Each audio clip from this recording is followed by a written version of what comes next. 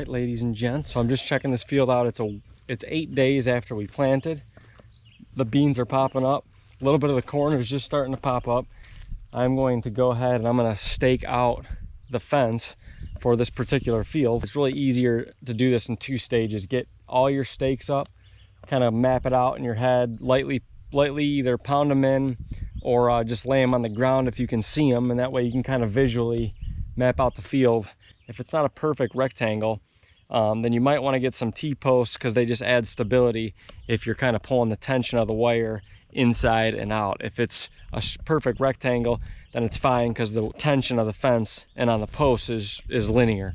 So it's a little bit different, but I'm going to go through and set my T-posts on the inside, go around and do the outside plastic fence posts, and then hopefully get this fence fully erect by tomorrow.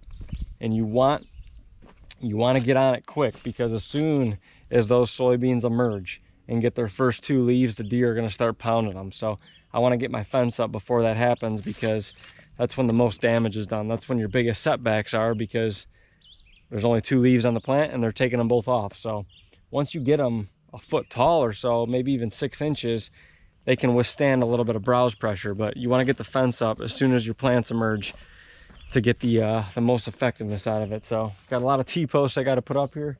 I'm going to start laying them out.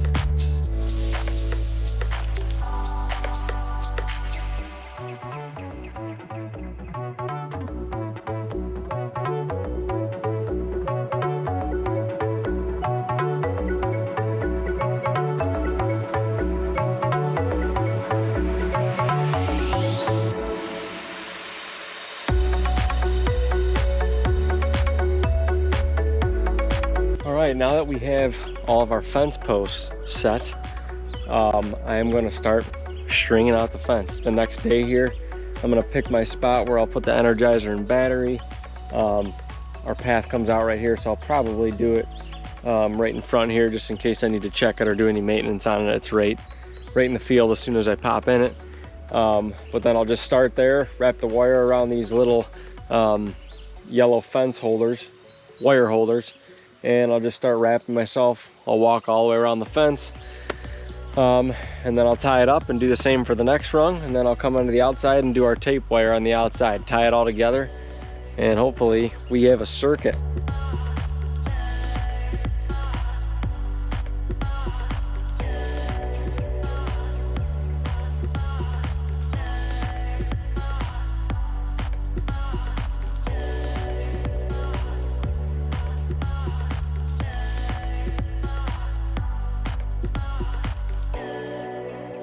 Got all 3 wires of the fence up and connected, 2 inside, top and bottom, and then this outside tape wire. The idea is that the space between the 2 fences kind of creates a depth perception issue with the deer, and it usually prevents them from wanting to jump in. It just kind of messes them up to keep them on the outside. You got 3 wires around the fence, so you got 6 ends, 6 wire ends.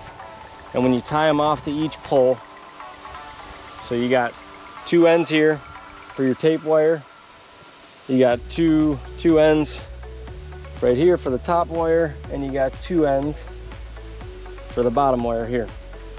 So 6 ends. You're gonna take the wire on each of the 6 ends and you're gonna twist them together just like you would do when you were tying the fence if you needed extra wire. You're gonna twist them all together, and then I'm gonna put the Energizer in here, and that end, all 6 ends, are gonna go on the Energizer. So to get a fence circuit going, you need a ground. This is the ground.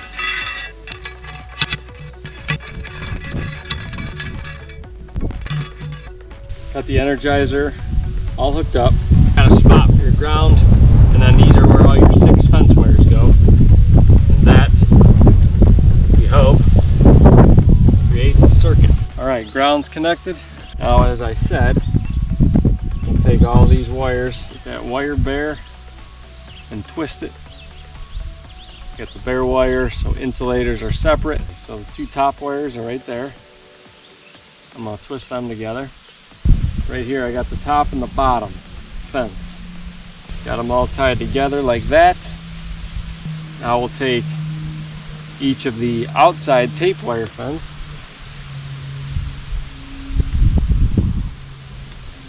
Everything twisted together right here, if you can see it. Everything's twisted together. You got this right red side, it says fence. Make sure it's tight so we got a good connection. We got just a standard deep cycle battery right here. I got it all fully charged. You want to make sure it's fully charged before you put it on, before you hook anything up. I got a solar powered battery tender right here, just laid out in the field where it gets some sun. And this should keep the fence going really all summer long, or for the next 8 weeks anyway.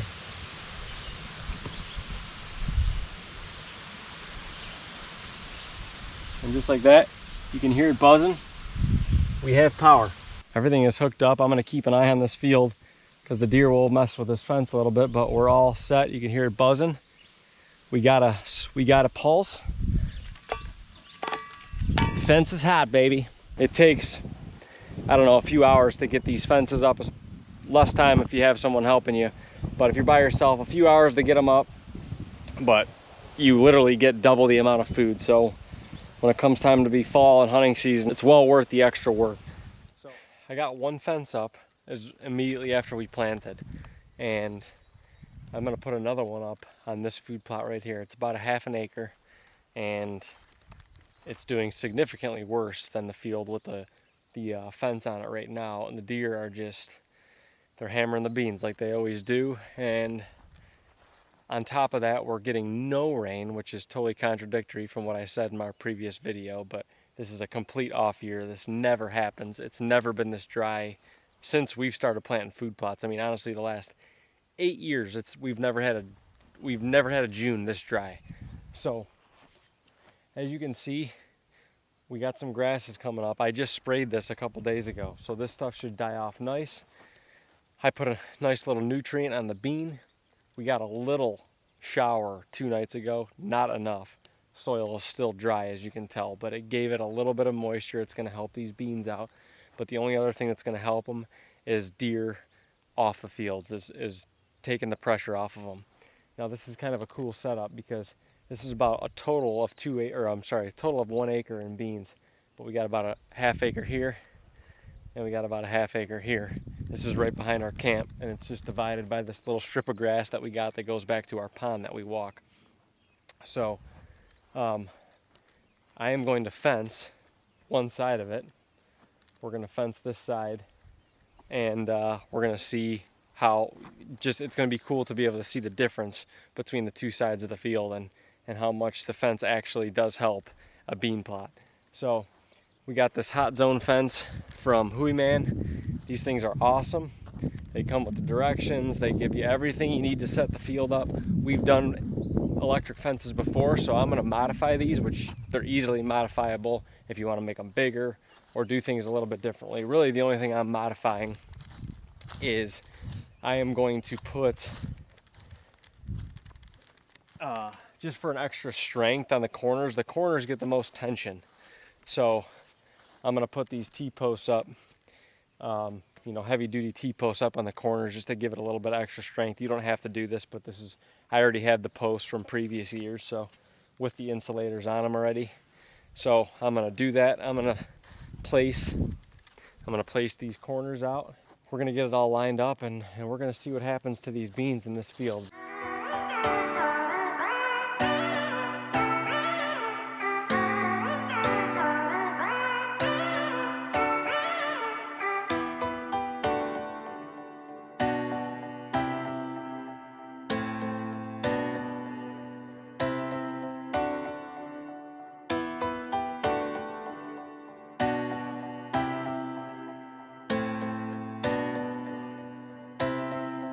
I got all 3 lines strung out around this whole fence through all the insulators.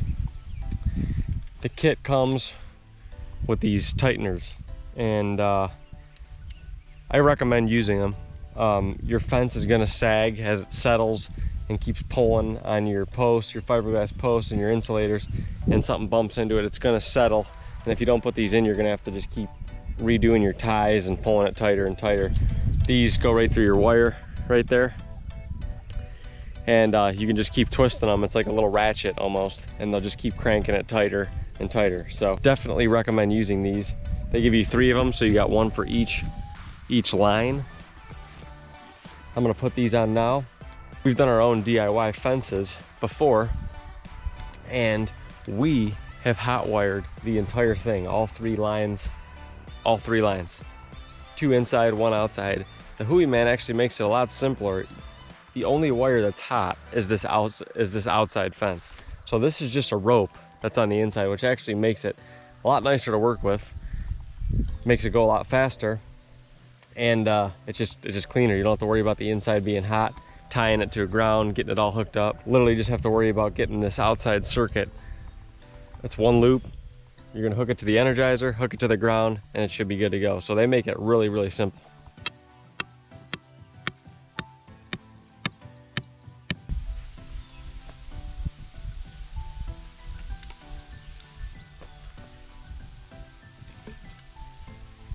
They give you your battery, your positive and negative hookups. This is just gonna clamp onto your ground rod right there. Pretty simple.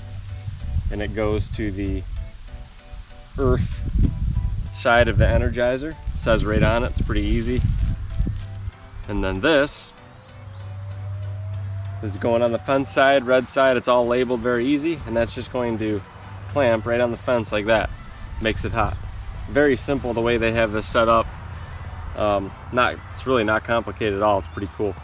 One thing you do have to do, you do have to split your 2 ends of this outside fence, and you're gonna wanna expose the wire. I usually use like a lighter or something and burn this off, and then you can pull it off so that it's all just wire. And then you're gonna tie the 2 ends together. You're just going to take the 2 ends of the wires, and now we have our full circuit, folks. Solar charger's hooked up. We're gonna start firing it up here. Just clamps on the ground just like that. Touch this over here so it's kind of stretched out and not touching the ground.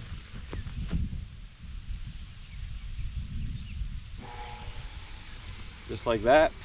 And then the final 2 to make the circuit. Negative. Oh, I have to stretch that out a little bit.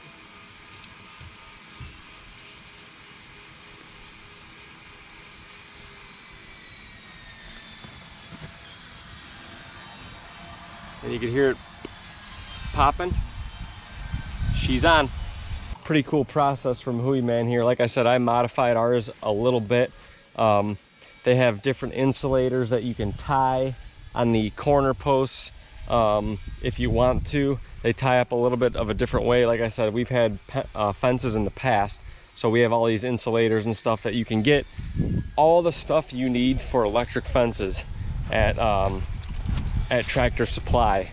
Like I said, this was a ½ acre kit, and it actually worked out perfect. This is just short of a ½ of an acre, so I have a little bit of spool of wire left, not much, but it worked out really nice. So I'm just gonna keep my eye on this, and like I said, you're gonna want to check it once a week or so, as your fence is gonna sag and it's gonna adjust.